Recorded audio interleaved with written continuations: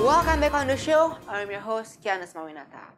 Teman-teman, tamu saya malam hari ini adalah seseorang yang sangat spesial dan pasti pada udah kenal. Dan jujur, Kiano sebenarnya agak deg-degan nih karena nama tamu saya ini kalau diartikan dari bahasa Jawa, bahasane orang Jawa, artinya adalah cantik rupawan. Waduh. Siapa lagi kalau bukan Ayu Shita. Bisa aja. Happy New Year dan Happy Chinese New Year. Happy New Year. Selamat tahun baru pada umumnya. Selamat tahun baru Imlek. Imlek juga. Semoga semua sehat-sehat, cuan. Amin, amin robbal alamin. Semoga kita semua juga pada berkah. Tapi gila loh nih, Kak Ayu, you are my first guest di tahun 2022 loh. Oh really? Beneran, ini kalau untuk interview baru pertama kali di season 3 ini. Oh, thanks for inviting me. Tapi dengar-dengar tadi Kak Ayu, sebelum dari sini sempat ada acara ya. Sampai-sampai ngebut mau ketemu sama Kiano. GR. Ya, sebenarnya ini janjian udah beberapa lama karena tadi dalam rangka nemenin Melly Guslau mau nonton film Just Mom. Karena kan keadaannya lagi begini gitu. Jadi ya agak-agak nih mau nonton gitu. Jadi nunggu waktu yang tepat, akunya lagi libur dengan segala protokol yang ada. Jadi tadi akhirnya memenuhi janji nemenin Teh Melly nonton karena waktu pas lagi premiere kemarin beliau lagi berhalangan. Kalian mini reunian kan udah kenal dari lama ya sama Tante Melly ya. Exactly. Tapi ya kayaknya juga kemarin-kemarin ini kan baru aja nonton juga film Just Mom ya, belum lama ini. Dan itu memang sebuah cerita yang klasik banget ya. Mungkin teman-teman juga ada di antara kalian yang pernah mengalami hal yang serupa. Tapi pembawaannya, storytellingnya, terus musiknya itu apik banget. I love it, it's perfect gitu. Tapi buat para audiens di rumah yang mungkin belum sempat nonton film Just Mom, ceritain sedikit dong, itu film mengenai apa sih Kak Ayu? Sebenarnya Just Mom itu kan bisa dibilang kalau untuk khusus karakter yang aku mainkan sebagai Murni, aku di situ kan berperan sebagai Murni, seseorang dengan ODGJ atau orang dengan gangguan jiwa. It's actually based on true event gitu. Jadi memang ya, jadi sebenarnya banyak sekali kalau kita mau lihat di plot bagian Murni atau yang aku perankan, sebenarnya banyak di luar sana kejadian seperti itu. Maksudnya korban pelecehan seksual atau perkosaannya itu adalah seseorang dengan gangguan jiwa gitu. Tapi mereka tidak tertolong atau yang menolong hanya certain yayasan kayak gitu. Nah, kalau kaitannya di sini Ibu Siti yang diperankan oleh Ibu Christine Hakim kan memang seseorang yang punya kegemaran merawat orang yang terlantar atau mengadopsi anak. Gitu. Nah, tapi kalau untuk the whole movie, untuk aku sendiri, aku ngerasanya ini bahwa adalah sebuah film yang mengingatkan sama kita semua, nggak peduli umur berapapun itu, generasi siapapun itu, pasti kan punya ibu, mau yang sudah nggak ada ataupun yang masih ada sama kita, apapun jenis relationship-nya between the kids and the mom gitu ya, pasti pernah merasakan jauh dekat sama ibunya gitu.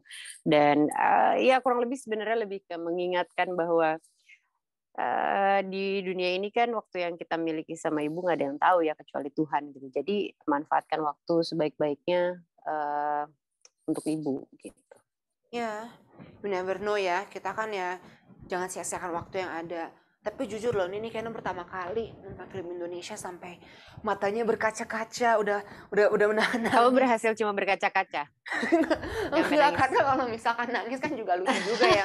Lagi pakai masker gitu ntar basah maskernya. Karena rata-rata soalnya setiap kali kita lagi nobar itu banyak banget yang parah sih nangisnya tuh udah sampai pas lagi Q&A mereka kayak cowok-cowok, bapak-bapak pun kayak sesenggukan karena itu kan ya mungkin relate sama kejadian-kejadian di hidup mereka tentang ibunya atau banyak yang jadi pengen langsung WhatsApp ibu atau kayak pengen ketemu, pengen peluk and so on. Padahal di film itu kan Kak Ayu meranin ODGJ nonverbal, di situ ngejelasin sih ya gangguannya apa. Tapi di situ dikit banget ngomongnya. Baru pertama kali ya Kak Ayu main film pemeran utama tapi yang hampir nggak ada ngomongnya. Spoiler alert, tapi iya.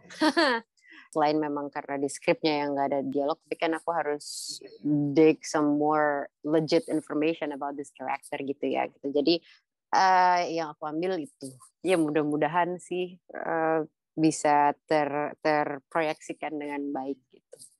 itu kan karakternya dengan gangguan jiwa ya. Jadi kita kan harus hati-hati kalau mainin peran seperti itu. Jangan sampai kalau ada keluarga atau ada orang lain yang dengan gangguan jiwa nggak merasa tersinggung ya. Jadi pasti kan Kak Ayu ada research sendiri supaya bisa serealistis mungkin. Gampang nggak sih maininnya? Was it hard to play? It's challenging of course gitu. Tapi aku itu orang yang nggak percaya yang namanya kebetulan di dunia ini. I don't believe that gitu. Nah, sebulan sebelum aku ditawarin film Just Mom gitu. Dulu namanya masih Ibu karena based on novel. Iya. Tapi bukan berarti plot ceritanya begitu, cuma maksudnya jadi Mas Hanung dan Mas Jehan waktu itu membuat film ini karena ada keberadaannya si novel ini gitu. Lalu kalau untuk karakter ODGJ sendiri, aku waktu itu tidak melakukan observasi langsung ke rumah sakit jiwa. Jadi sebulan sebelum aku ditawarin film ini, aku punya tante yang tinggalnya di Surabaya. Beliau adalah seorang dokter. Dan lagi datang ke Jakarta cerita sama keluarga besar bahwa aku sekarang udah pensiun, aku sekarang tapi masih tetap bisa praktek, aku dipindah dinaskan ke rumah sakit jiwa katanya gitu. Nah, kalau orang-orang lain di keluargaku yang kayak, oh yang benar kamu di rumah sakit jiwa, emang kamu nggak takut apa segala macam, jadi lebih ke funny things gitu. Sementara I don't know why at that time aku ngerasa kayak pengen nanya-nanya lebih lanjut. Aku manggilnya kan Mami. Terus Mami kalau ngobrol sama mereka kayak gimana? Terus mereka kalau diajak ngobrol ngerti nggak? Terus kalau ini kalau itu semuanya banyak pertanyaan kayak nggak tahu kenapa my curiosity just gitu aja. Tapi untuk lebih spesifiknya lagi, aku mengobservasi my stray cat dan waktu itu dia hadirnya udah jauh lebih lama sebelum ada film ini gitu. Nah cuman begitu baca skripnya aku ngerasa bahwa karakter Ibu Siti itu seperti Ayushita gitu. Tapi Ayushita sukanya adopsi kucing gitu, kucing. Dan yang satu ini beda gitu dibandingkan dengan kucing-kucing lain yang aku adopt gitu. Bahkan aku pernah jadi bidan kucing, aku bisa ngerti I just believe that I can talk to them gitu. Kayak aku bisa ngerti, mereka ngerti aku ngomong apa and so on gitu. Pas lagi mau lahiran, aku bisa nanya nih sama kucingnya, kamu mau kardus yang mana, dan mereka bisa pilih. Yeah, those things lah, I believe in that gitu. Terus habis itu sampai ada satu kucing ini hadir, dia lain dari kucing-kucing lainnya yang kerjanya dia agak mengerikan sebenarnya. Waktu aku pertama kali ketemu, aku agak takut karena kayak apa nih, galak apa gimana gitu. Maksudnya aku pendekatannya nggak bisa langsung kayak hi cat gitu, nggak bisa langsung kayak gitu karena she looks terrified at the moment. Terus aku kayak coba kasih space, nggak bisa sehari oke, gue langsung bisa berbonding sama dia gitu, enggak gitu. Jadi kayak aku kasih space and time kayak beberapa lama. Lalu dia bisa, yang kucing lainnya lagi lari-lari ke sana ke sini, ada yang anak kecil, ada yang mana, terus dia tuh bisa ke tembok aja ngeliatin tembok gitu. Terus habis itu ntar ngeliatin aku ajak ngomong pelan-pelan, aku ajak kenalan, sampai akhirnya luluh. Dan aku jadi ngeliat karena dia cantik banget sebenarnya, karena nggak kayak kucing kampung gitu, karena bulunya lebih panjang, matanya warnanya turquoise, pokoknya cantik gitu, tapi ya nggak keurus. Kurang lebih gesture dan sikapnya kayak takutnya gitu, dan hanya mau berlindung ke Ibu Siti-nya. I adapt a lot from Cookie gitu. So I really thankful dengan kehadirannya Cookie.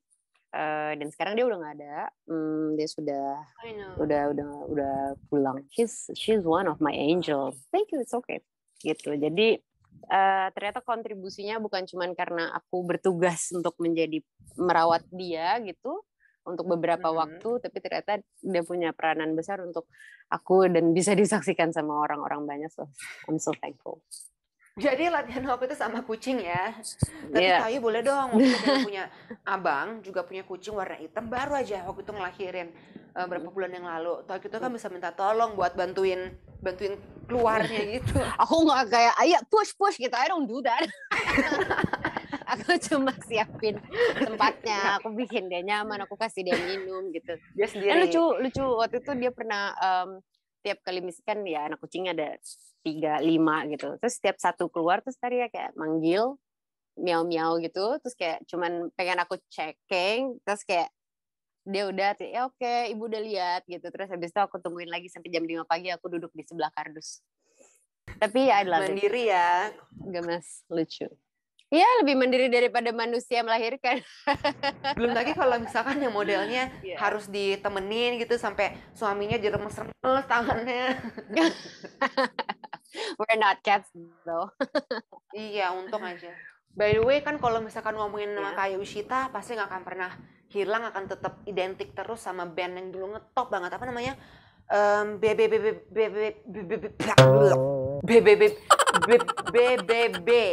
ya, bukan bintang biasa. Sampai-sampai dulu Kayu juga pernah ada yang rambutnya ikonik banget, yang modelnya kayak gini tuh. Ini ceritanya dari mana sih ada rambut aku tuh modelnya kayak gini? Itu inspired by my kakak ipar. Kakak ipar aku ngefans banget sama Astro Boy, mantan kakak ipar. Terus aku waktu itu izin sama dia, ya Kak aku boleh pakai poni yang sama ya gitu. Terus begitu aku potong untuk film BBB dia kayak aku gantian, ntar disangka orang aku ikutin kamu. Tapi ternyata kayak ya waktu itu karena suka aja sih, maksudnya karena suka aja, nggak ada pikiran karena untuk karakter filmnya gitu, nggak ada pikiran sama sekali ke situ. Cuman yang kayak unexpectedly orang-orang banyak yang ikutan pakai poni itu, so yes. Iya jadi tapi emangnya nggak takut rusak? Kamu emang jadi rubah-rubah terus? No, kamu emang waktu pas BBB ada umur berapa? Waduh, BBB itu 6, tahun 7. 2007. Berarti I was still a baby ya, waktu itu masih bayi. Iya. Ya tapi kan masih suka ditayangin ulang di beberapa di televisi swasta kan masih suka di rerun ya, di replay ya. Jadi ya masih pernah nonton juga. Dan sampai sekarang pun juga Kayu rambutnya masih tetap keren, tetap trendy, dan Jian juga kadang-kadang suka kepoin di HP. Kayu juga rambutnya masih sering ngeblau. Tapi sekarang udah lama juga loh ya. Kayu berarti kan sekarang berkarir di film. Kalau dari BBB itu dari tahun 2006 ya berarti ya? Oh, BBB ya 2006. Kalau acting dunia seni peran dari kelas 1 SMP. Kalau iklan-iklan aku dari umur 3 tahun. Setelah film kemarin, film Jasmine udah tayang, kritiknya juga pada bagus-bagus, responnya pada bagus-bagus semua. Alhamdulillah. Dengar-dengar Kak Ayu juga katanya mau balik lagi ke layar kaca ya? Mau ada project baru ya, web series ya? Iya, aku sekarang lagi produksi baru, lagi on progress gitu. Judulnya udah boleh disebutin. Judulnya Turut Berduka Cita. Turut Berduka Cita, yang bikin sama Nia Dinata ya? Ya, yang direct adalah Nia Dinata dan Andi Chung. Jadi ya harusnya sih sebentar lagi selesai produksinya. Mudah-mudahan bisa segera dinikmati sama teman-teman semua. It's a comedy. It's fun. Ya? Beneran kocak. Sikong, sikong, sikong, sikong, sikong.